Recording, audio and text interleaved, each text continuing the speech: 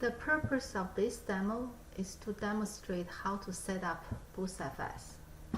First, we need to create a stores unit on data domain. Stores unit is a logical space for backup application to write to through ddboost. So the command I run is ddboost stores unit show. It shows what stores unit has been created. So next command we're going to run is called ddboost stores unit create.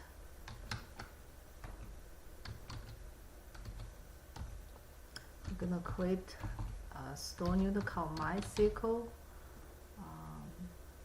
BFS, boostfs. And we're going to provide a user. The user is what has been created, which is MySQL.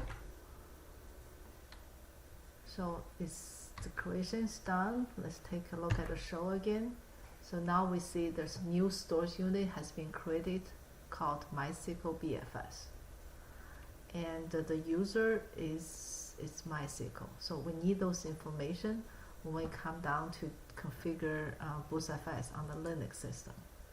So on this Linux system, first we need to install the package. The package is in this directory. I have downloaded from EMC website, support website. So we're going to run the command. We just need to be run under root. Okay, so installation is done. So let's look at the package. It's installed to opt emc boostfs directory.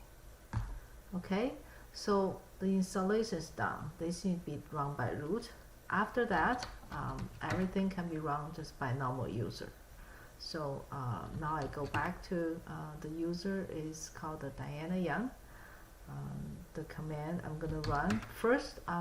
First, I need to create what we call lockbox. The lockbox really putting the user password in a secured encrypted file. So when you run the backup, you never reference have to use the password again, right?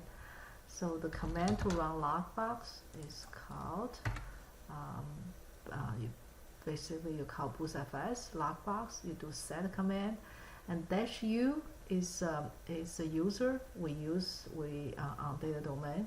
-d, this is the data domain we are using to do the backup to, and -s is the stores unit which we just created. It's called MySQL BFS.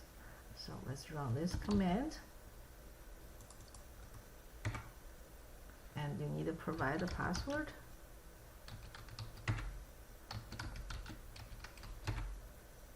All right. So the lockbox is done. You can also verify it by look at the files. The files will be under this directory. So there are 4 new files got created. The lockbox you don't need to run every time. You only need to run once when you do the installation. Now we're going to move on to mount the file system. So the command to mount the file system is you run the boostfs again and do mount. The -d is data domain system. -s is a stores unit, which you need which we have to create first on data domain, right? And this directory we're going to mount to. This is which I have already created, right? It's mount point. So I'm going to run this command. But before we run this command, I can show you, nothing has been mounted. So I'm going to run the command.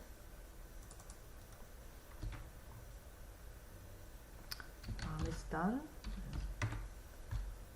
Okay, so now you see it's been mounted. And let's test it, see whether I can write a file to it. Let's run attach command. and let's run touch command. I'm gonna do a test. So you can see the file has been created. Let's become a different user. So let's try Oracle.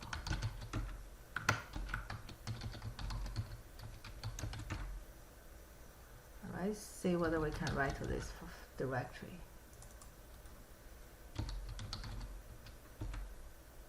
Nope, we cannot. So this directory was mounted by Diana Young, so only Diana Young have a permission to write to it. This is the end of boostfs configuration demo.